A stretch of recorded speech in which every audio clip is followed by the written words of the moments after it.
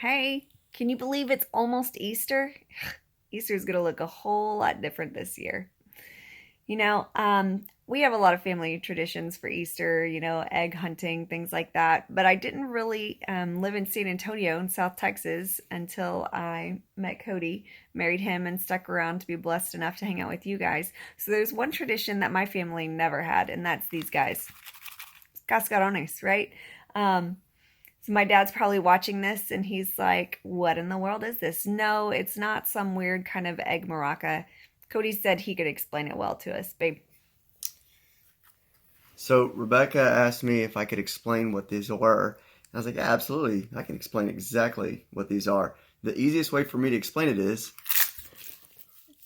Did you really?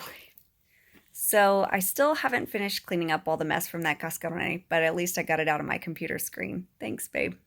But I wanted to give you guys your challenge for this next week. What I'm asking you to do is to take a picture with your family this Sunday when you're watching church.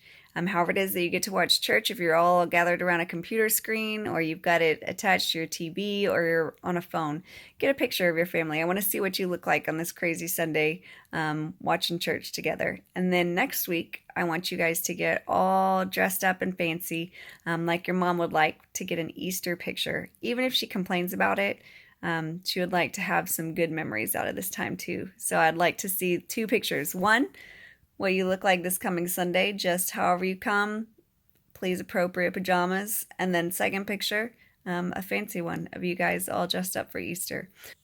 So let's get to our lesson. We're going to start out by me having a challenge for my nephews and my daughters, and I'm going to give them some really awesome jelly beans. See what happens. All right, so Easter. Jelly beans are your Easter egg, right? That's a pretty common thing. Well, these are some fantastic jelly beans. We're all going to try them, and then I'm going to ask questions of these kiddos, okay? So everybody at once. 1, 2, 3, go! well, And that breath is minty fresh. I don't know what this flavor is, but it's not right. Okay. You didn't like it? Good or bad? Was it good or bad, Corbin? It's like, ooh. What else is like a little bit? Smell like bread. It smells like It's not?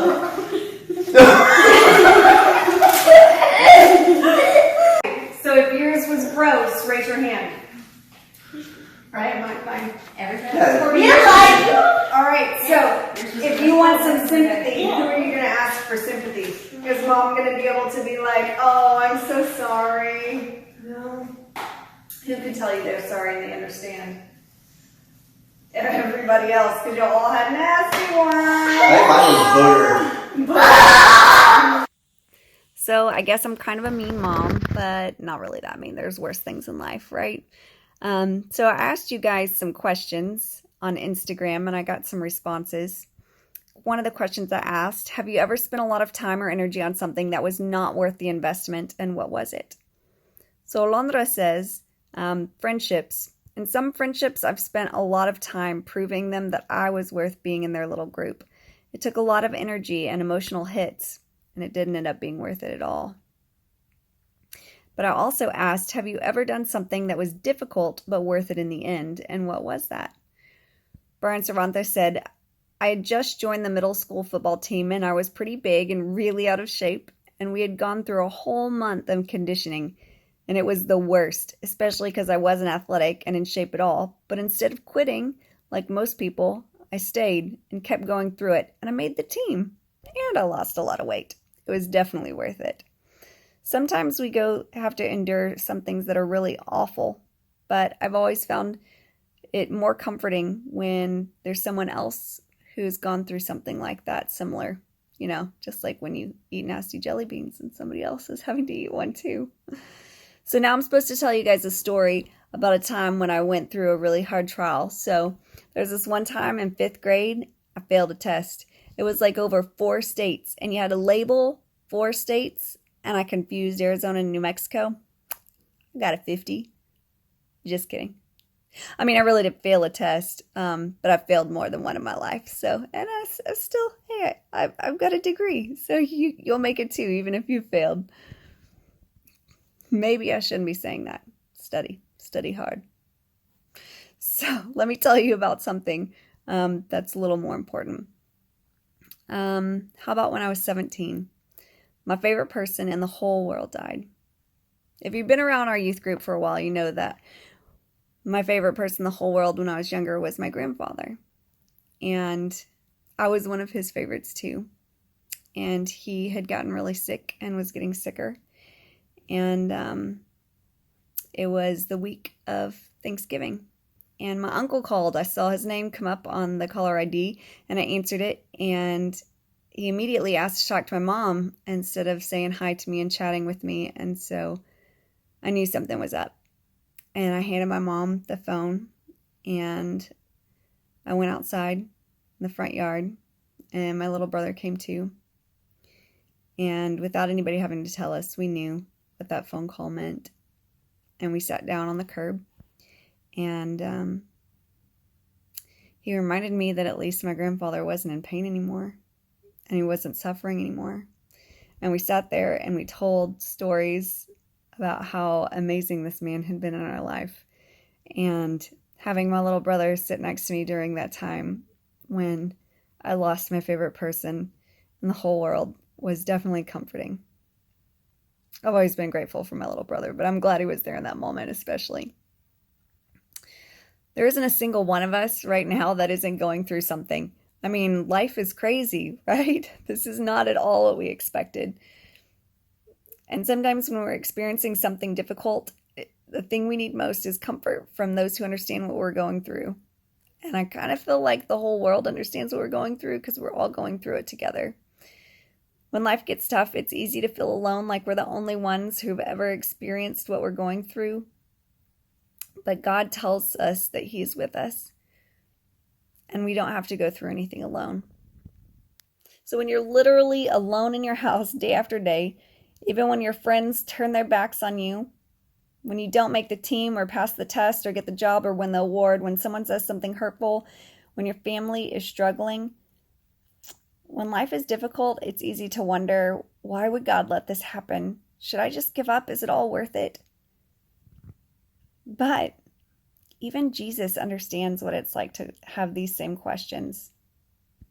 If you've been around church before, you've probably heard that Jesus died and then rose from the dead a few days later. That's what we celebrate every Easter Sunday. But before we talk about what happened after Jesus died, let's talk about what happened before. Because I think Jesus has something to show us about suffering.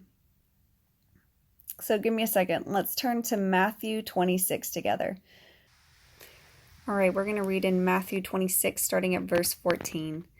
Then one of the 12, the one called Judas Iscariot, went to the chief priests and asked, "What are you willing to give me if I deliver him over to you?" So they counted out for him 30 pieces of silver. From then on, Judas watched for an opportunity to hand him over. On the first day of the festival of unleavened bread, the disciples came to Jesus and asked, "Where do you want us to make preparations for you to eat the Passover?" He replied, "Go into the city to a certain man and tell him the teacher says, 'My appointed time is near. I am to celebrate the Passover with my disciples at your house.'"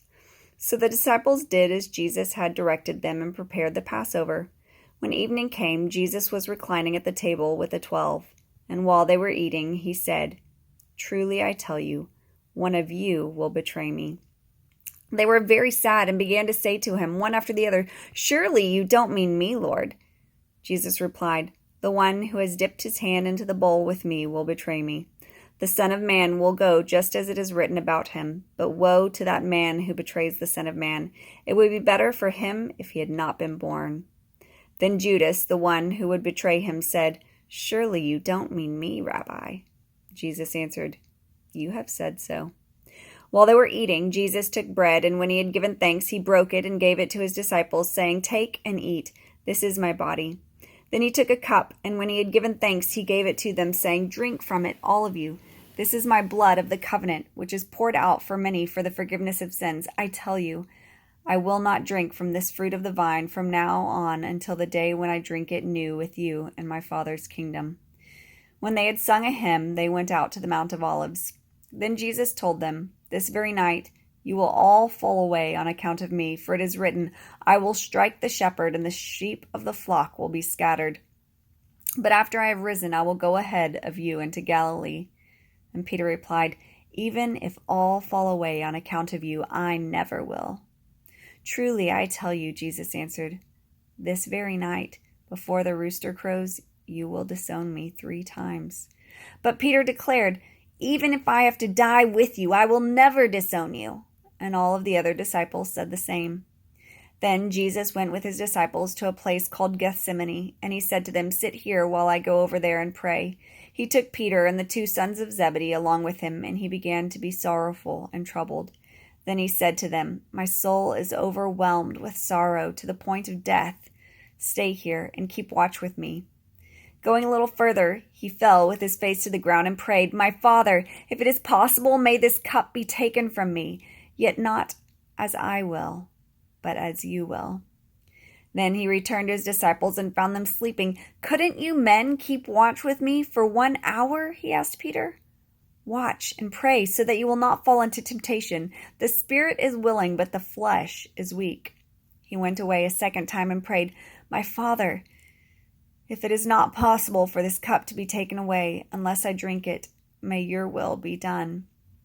When he came back again, he found them sleeping because their eyes were heavy. So he left them and went away once more and prayed the 3rd time, saying the same thing. Then he returned to his disciples and said to them, "Are you still sleeping and resting?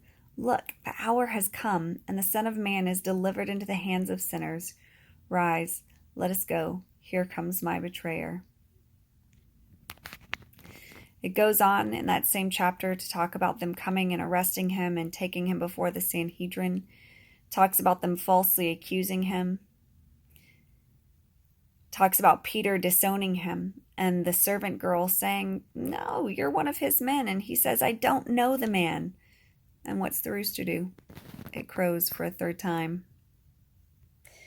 In this one chapter, Jesus experienced more suffering than most of us can imagine. Not only did he say goodbye to his friends, he was plotted against by one of them, let down by everyone he loved, arrested, taken to trial, sentenced to death, spit on, beaten, and betrayed by 2 close friends.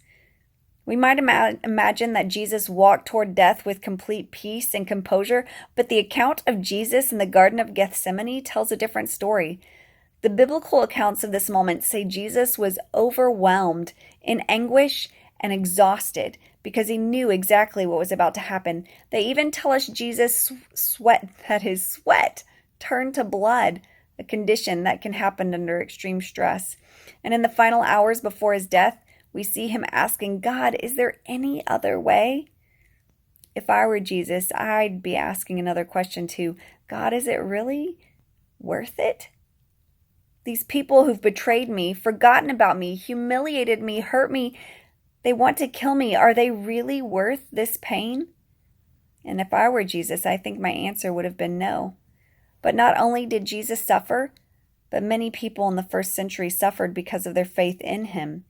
The Roman government was threatened by Jesus' teaching, and the movement Jesus began, which meant his followers endured all kinds of suffering and oppression. Naturally, this made his followers wonder, is this Jesus thing really worth it? Many of those followers were Jewish. While they were raised to follow the laws and beliefs of Judaism, they put their trust in Jesus and began to follow him. But in the face of persecution, many of them considered going back to their old ways. That's where the book of Hebrews comes in. Hebrews was written as a letter to encourage these followers of Jesus who weren't sure all their pain and suffering was worth it. And the author tells these followers of Jesus to stay strong, to not drift away, and to remember that Jesus understands what it feels like to suffer.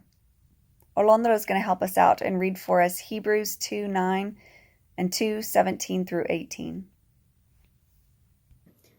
What we do see is Jesus, who has given us a position a little lower than the angels, and because he suffered death for us, he is now crowned with glory and honor.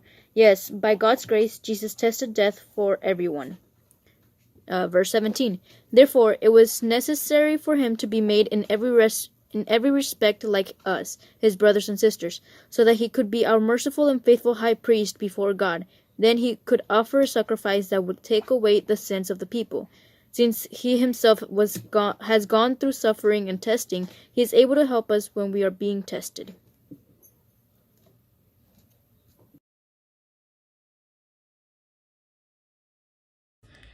Since then we have a great high priest who has passed through the heavens, Jesus, the Son of God.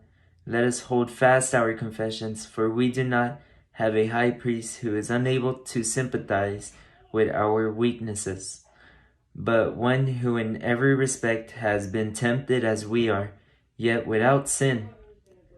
Let us then with confidence draw near to the throne of grace, that we may receive mercy and find grace to help in the time of need. The writer says Jesus is our great high priest, a Jewish concept that their readers would have understood. In Judaism, a high priest was someone who made sacrifices to God when people messed up. They helped people connect with God and prayed to Him on their behalf. But the writer says that Jesus is our new high priest. Jesus.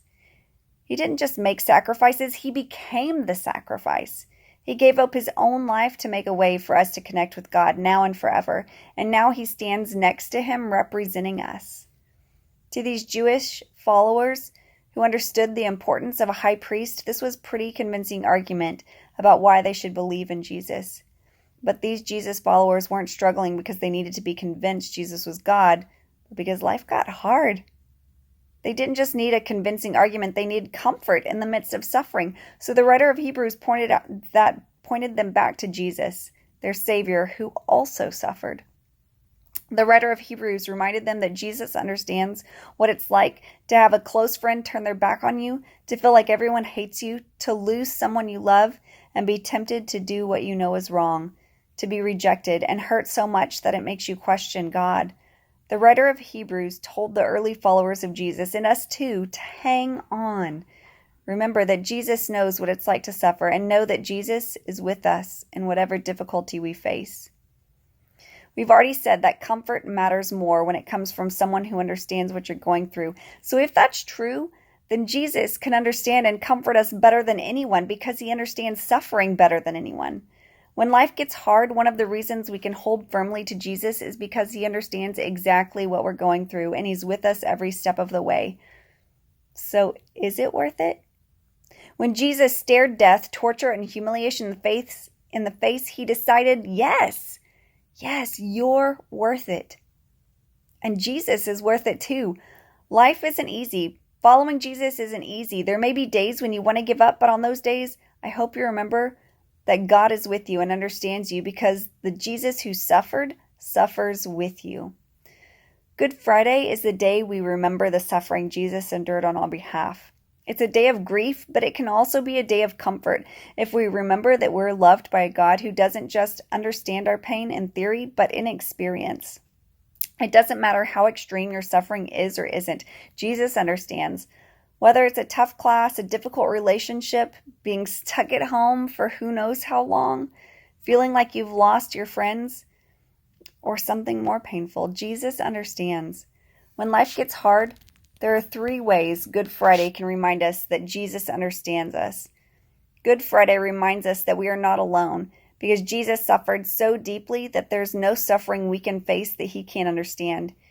Good Friday reminds us we can go to God with our suffering. No matter how big or small it is, we can go to God with boldness. We can tell God what happened, how we feel, and what questions we have. Good Friday reminds us to comfort others. When we reflect on the ways Jesus suffered, it should make us more compassionate and concerned about the suffering of others. Good Friday should be a time when we ask God to help us to comfort those who are hurting. Sometimes experiencing pain and suffering can make us feel far from God, but what if we decide to let pain and suffering be a way for us to get closer to God? What if everything hard we face is an opportunity to know Jesus better? Are you disappointed, stressed out, lonely, afraid? Jesus knows what that's like. What if instead of asking God, why did you let this happen to me, you ask Jesus, when did you feel this way? This Good Friday, I hope you remember that you can't always avoid pain, but there's a real person who understands. Jesus knows how you feel, and His heart breaks when yours is breaking. Sometimes there's no greater comfort in the midst of pain than to know that somebody else gets it. So isn't it incredible to know that Jesus who suffers with you? On Good Friday, this is truly good news. I'm going to put a link to a song in the description of this YouTube video. Play the song, and while you do, spend some time in prayer thanking Jesus. Thank Him for deciding that you were worth it. All the pain, the death, the suffering. Tell Him about the ways that you're suffering right now and ask Him to help you to know Him more through the pain. Ask Him how you can help others in the middle of their suffering. How can you help them feel less alone? Thanks for showing up again. Love you guys.